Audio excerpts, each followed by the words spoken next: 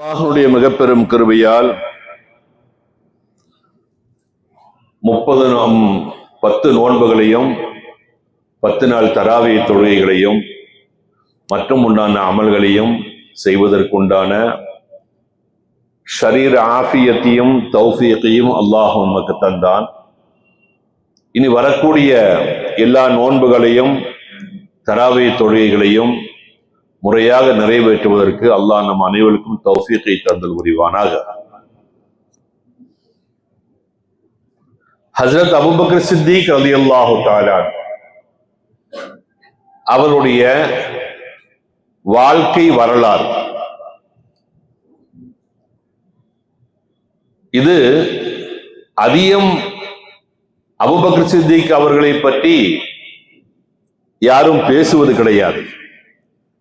எங்கேயாவது கொஞ்சம் துணுக்கு இந்த மாதிரி ஒரு சின்ன ஒரு பிட்டு அவ்வளவுதான் ரங்கத்துல வருவாங்க.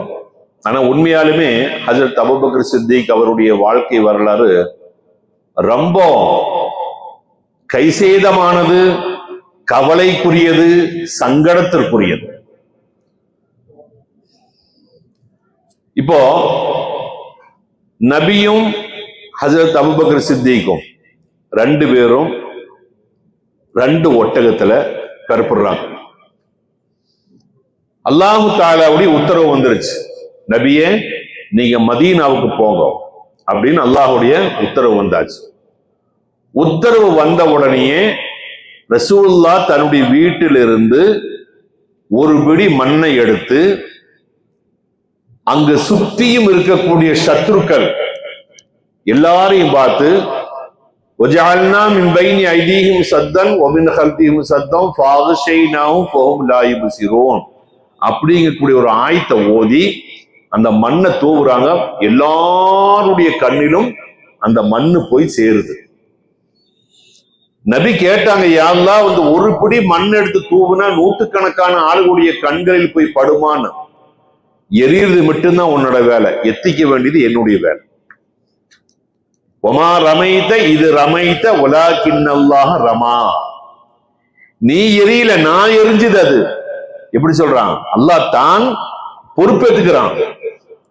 நீ எரியல, நான் எரிஞ்சது, நீ எரி அப்படின்னு எரிஞ்சாங்க. எல்லாருடைய கண்களிலும் அந்த மண்ணு போய் பட்டு தூசி அப்படி தொடச்சுக்கிட்டு இருக்கிறது.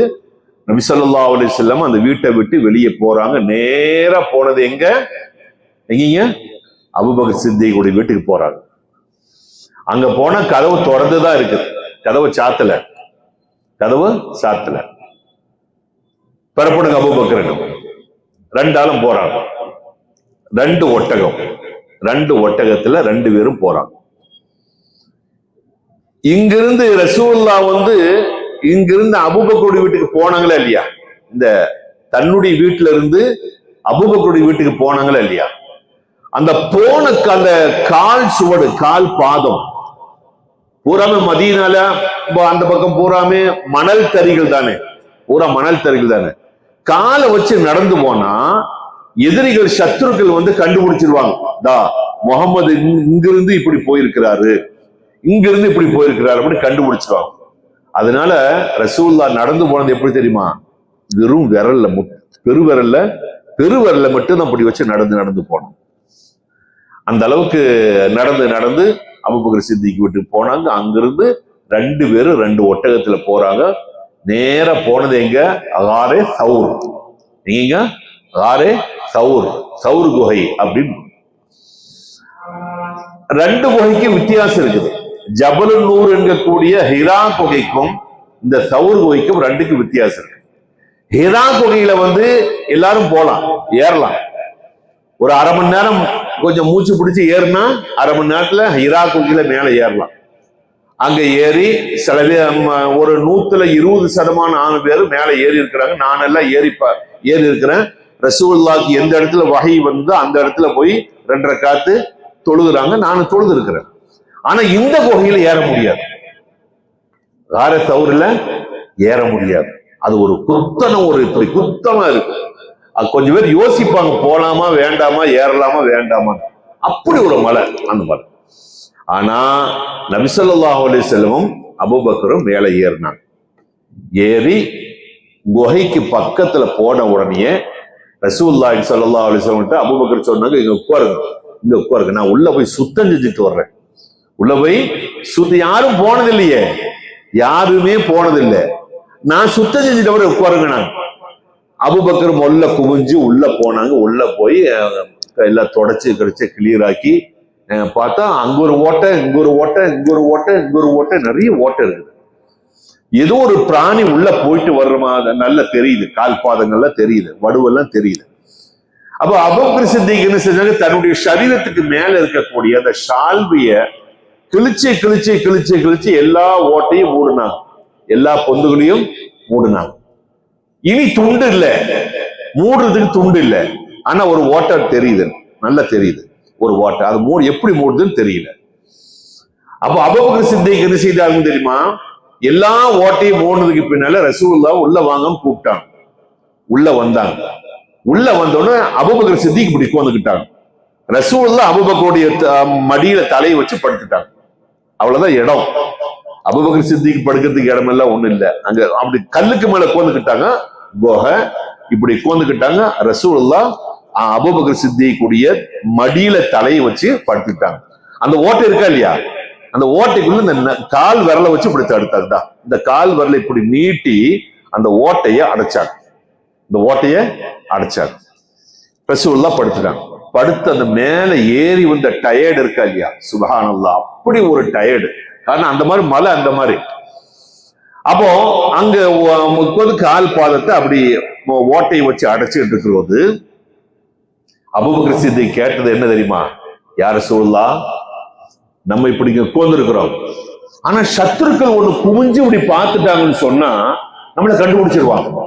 அவ்வளவு பார்த்தோம். சத்துருக்கள் ஒண்ணு குமிஞ்சு பார்த்தா குகையில உள்ள ஆள் தங்கி இருக்கு தெரிஞ்சு போயிடும். அப்போ ஒரு வார்த்தை சொன்னாங்க, சுப்ஹானல்லாஹ், அதுதான் வார்த்தை.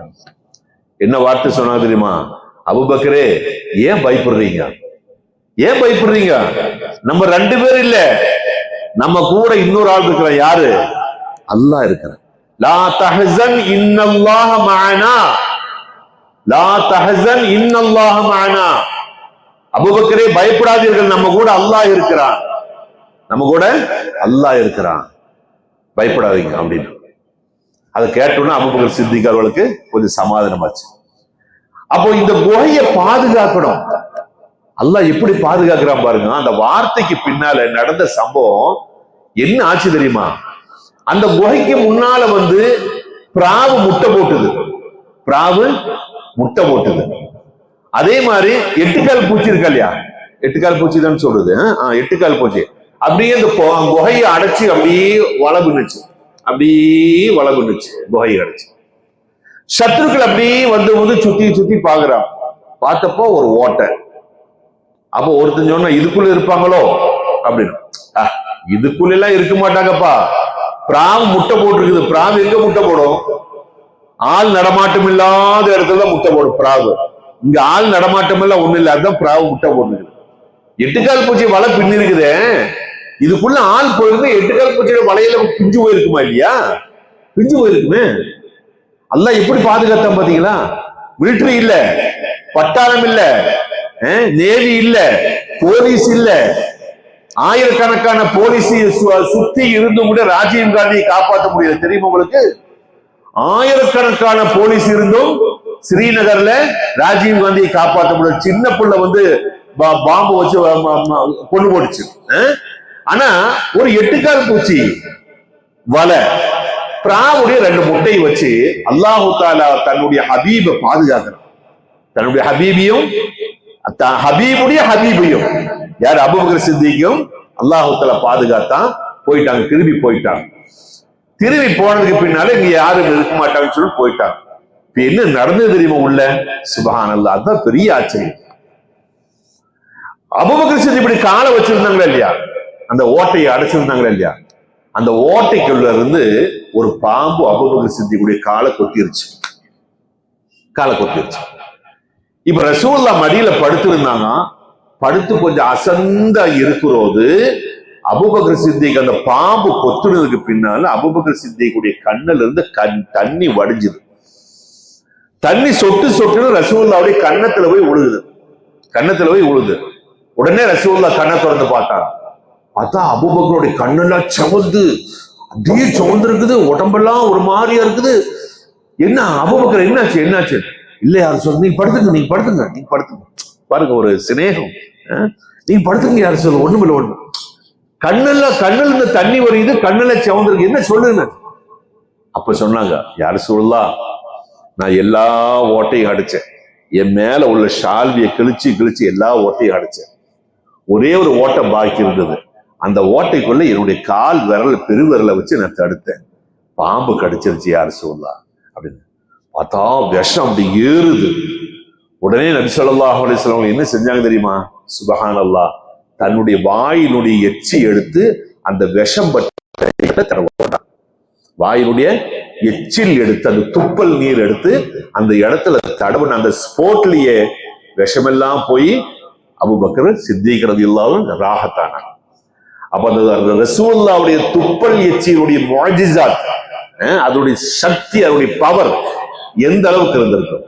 இன்னைக்கும் நமக்கு அந்த சுன்னத்து இருக்குதுங்க. இன்னைக்கும் அந்த சுன்னத்து இருக்குது. ஆனா நம்ம உபயோகிக்கிறது இல்லை. நம்முடைய துப்பல் நீர் இருக்கா இல்லையா, நம்முடைய துப்பல் நீர் எவ்வளவு பவர் தெரியுமா? யாருக்காவது எவ்வளவு பவர் தெரியுமா? சுப்ஹானல்லாஹ். ஏதாவது பிளேடோ ஆணியோ ஏதாவது குத்திருச்சுன்னு சொன்னா உடனே நம்ம செய்ய வேண்டியது நம்முடைய துப்பல் நீர் எடுத்து அங்க தடை விட்டா போதும், அந்த இடத்துல ஸ்டாப் ஆயிடும், வேற ஒண்ணும் வேண்டியதில்லை. அதே மாதிரி நம்ம சாப்பிடக்கூடிய சாப்பாடுகள் சாப்பிடுறது துப்பல் நீர் இல்லாம, அந்த எச்சில் இல்லாம கலக்காம உள்ள சாப்பிட்டேன்னு சொன்னா அது டேஞ்சர். அதே நேரத்தில் அந்த துப்பல் நீரோடு கலந்து நம்ம அந்த நல்ல வாயில போட்டு சவச்சு உள்ள இறக்குனா வண்டிக்கு ஆயில் போடுற மாதிரி அந்த ஆயில் இருந்தாதான் நம்முடைய சாப்பாடு ஜீரணமாகும். பெட்ரோல் மட்டும் இருந்தா வண்டி ஓடாது, ஆயில் வேணும். அதுக்கு ஆயில் அல்லாஹ் தஆலா வாயிலிருந்தே படைச்சிருக்கிறான். வாயில 4 ஓட்டை இருக்குது. அந்த 4 ஓட்டையில இருந்தும் இந்த துப்பல் நீர் வெளியாகும். அந்த துப்பல் நீரோடு சாப்பாடு கலந்து, எது தண்ணியா இருந்தாலும் கூட அது கலந்து சாப்பிடுகின்ற பொழுதுதான் அந்த சாப்பாடு நம்ம உடம்புக்குள்ள போய் ஒழுங்கா ஜீரணமாகும். புரியுதுங்களா? அப்ப ரசூலுல்லாஹ்வுடைய சுன்னத்து. அப்போ ரசூலுல்லாஹி ஸல்லல்லாஹு அலைஹி வஸல்லம் தூட்டு வச்சாங்க, விஷமெல்லாம் மாறிச்சு. விஷமெல்லாம் மாறினதுக்கு பின்னால அங்கிருந்து மதீனாவுக்கு போறதுக்கு பெறப்படுறாங்க. மதீனாவுக்கு போறாங்க. அன்னைக்கு ரசூலுல்லாஹ் மதீனா போனதுக்கும் இன்னைக்கு நம்ம மதீனா போறதுக்கு நிறைய வித்தியாசம் இருக்கு. சுப்ஹானல்லாஹ். அன்னைக்கு ரசூலுல்லாஹ் போனது 450 கிலோமீட்டர். எங்க இருந்துங்க? மக்காவில இருந்து மதீனாவுக்கு 450 கிலோமீட்டர். போறது வாகனம் எந்த வாகனம்? ஒட்டகம். ஒட்டகத்துடைய நடை தெரியுமா உங்களுக்கு? வயிற்றுல 10 மாசம் சுமந்து இருக்கக்கூடிய ஒரு அம்மா, 10 மாசமா கர்ப்பிணியா இருக்கக்கூடிய ஒரு தாய் எப்படி நடப்பாங்களோ அந்த மாதிரி தான் முதல்ல ஒட்டகம் இப்படி நடக்கும். இப்படி நடந்து என்னைக்கு போய் சேருது மதீனாவில்? 450 கிலோமீட்டர். சுப்ஹானல்லாஹ். போறது ரசூலுல்லாஹ்வுடைய கையில ஒண்ணும் இல்லை. ரசூலுல்லாஹ்வுடைய கையில ஒண்ணும் இல்லை. சாப்பாடோ தண்ணியோ அதோ இதோ எதுவும் இல்லை. பிஸ்மில்லாஹி தவக்கல் தவலல்லாஹ், அல்லாஹ்வுடைய தவக்கல்ல போறாங்க. இன்னைக்கு மக்காவில இருந்து மதீனாவுக்கு போகக்கூடிய ஹாஜிகள் ஏசி கோச்சு பஸ் போறது. ஹாஜிமார்கிட்ட மக்காவில என்னென்ன வாங்கினாங்களோ அது கூட கைவசம் இருக்கும். சிப்ஸ், வத்தலு, அவுளு, ஜூஸ், சாப்பாடு. மக்காவில மதீனாவுக்கு போறது இடையில ஒரு இடத்துல நிறுத்துவாங்க, சாப்பாடு கொடுப்பாங்க. டிராவல்ஸ்ல போறவங்க எல்லாத்துக்கும் கையில சாப்பாடு, தண்ணி, இதெல்லாம் ஸ்நாக்ஸ், எல்லா ஸ்நாக்ஸும் உண்டாகும். காரணம் நான் அமீரா இருந்ததுனால எனக்கு தெரியும். நான் காசு கொடுத்து நான் வாங்க மாட்டேன், எல்லாரும் கொண்டு தருவாங்க. யாராச்சும் என்ன இருக்குதுங்கிறது பூரா அந்த பஸ்ல அப்படி விளம்புவாங்க. அப்போ அந்த எல்லா சாதனமும் ஹாஜிமாருடைய கையில இருக்கிறதுனால ஒன்னே ஒண்ணு இல்ல என்னது இல்ல?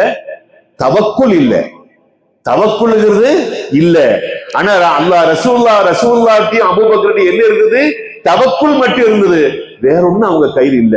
போறாங்க. சுப்ஹானல்லாஹ். மதீனாவுக்கு போறாங்க. மதீனாவுக்கு, மக்காவிலிருந்து மதீனாவுக்கு போறது நிறைய சம்பவங்கள் நடந்திருக்கு. அதுல ஒரே ஒரு சம்பவத்தை சொல்லி நான் முடிச்சிடுறேன். கொஞ்சம் தூரம் போய்கிட்டு இருக்கிறது, பசி, நல்ல பசி. அப்ப ஹஜ்ரத் அபூபக்கர் சித்திக் ரலியல்லாஹு அன்ஹு என்ன செய்தாங்க தெரியுமா? ஒட்டகத்தை ஓரமா நிறுத்திட்டு ஒரு சின்ன குடிசை தெரியுது, ஒரு சின்ன குடிசை. அந்த வீட்டுக்கு போறாங்க. ஒரு அம்மா இருக்கு. அந்த அம்மாட்ட, அம்மா நாங்க மதீனாவுக்கு போய்கிட்டு இருக்கிறோம், நாங்க யாத்திரை போய்கிட்டு இருக்கிறோம், சாப்பிடுறதுக்கு ஏதாவது இருக்குதா அப்படின்னா. இல்லைங்களே, ஒண்ணு இல்லைங்களே அப்படின்னாச்சு. அப்ப இந்த ஆடு உங்களோட தானுங்க. ஆமா, இந்த ஆட்டை மேய்ச்சி வர்ற பால் கறந்து தான் நாங்க சாப்பிட்டு இருக்கிறோம், அதுதான் என்னோட ஜீவன் அப்படின்னு சொல்லி சொன்னோன்னே அந்த ஆட்டை கொஞ்சம் தருவீங்களான்னு. இந்த ஆடு பால் கறக்காது. நான் என்ன சொல்லி அந்தம்மா, இந்த ஆடு பால் கறக்காது அப்படின்னு. நீங்க ஆட்டை மட்டும் நாங்க பால் கறக்குறது நாங்க பாத்துக்கிறோம் அப்படின்னாங்க. பால் கறக்காத ஆட்டை ஹஜ்ரத் அபூபக்கர் சித்திக்கு வாங்கிட்டு போய் ரசூலுல்லாஹ்ட்ட கொடுக்குறாங்க. ரசூலுல்லாஹ் அந்த ஆட்டுக்கு மேல தடவுனாங்க, மடியில கை வச்சாங்க, பால் கறந்து. எவ்வளவு பெரிய முஅஜிஸாத்து தெரியுங்களா? உண்மையாலுமே பால் கறந்து 2 பேரும் குடிச்சாங்க. குடிச்ச பாக்கி அந்த அம்மாவுக்கு கொடுத்தாங்க.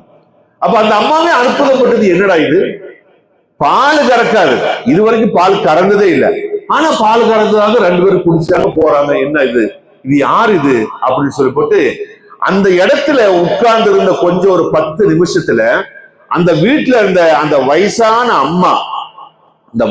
அம்மா ரசூலுல்லாஹ்வை அப்படியே வடிகட்டி அளந்துருச்சு. ரசூலுல்லாஹ்வுடைய முழு உருவமும் அந்த அம்மா சொன்ன மாதிரி ஒரு ரிவாயத் ஹதீஸ் வேற யாரும் சொல்லல. புரியுதுங்களா உங்களுக்கு? அந்த அம்மா ரசூலுல்லாஹ்வை பத்தி சொன்ன அந்த ரிப்போர்ட் இருக்கா இல்லையா, ஹதீஸ், அந்த மாதிரி வேற யாரும் சொல்ல. அந்த அளவுக்கு ரசூலுல்லாஹ் அந்த அம்மா அளந்துருச்சு. இப்படி இருந்தாரு, இப்படி முடி, இப்படி கண், இப்படி காது, இப்படி கை, இப்படி எல்லாம் ஒரு கிதாபே எழுதியிருக்கிறாங்க. ஒரு கிதாபே அந்த அம்மா சொன்ன ஹதீஸை மட்டும் எழுதியிருக்கிறாங்க. அப்போ இப்ப ரசூலுல்லாஹ் மக்காவிலிருந்து மதீனாவுக்கு போய்கிட்டு இருக்கிறாங்க. இன்ஷா அல்லாஹ் பாக்கி நாளைக்கு பார்ப்போம். அல்லாஹ் சுப்ஹானஹு வ தஆலா நாம் பேசியதையும் கேட்டதையும் ஒரு சாலிஹான அமலாக அல்லாஹ் கபூல் செய்து கொள்வானாக. அஸ்ஸலாமு அலைக்கும் வரஹ்மத்துல்லாஹ்.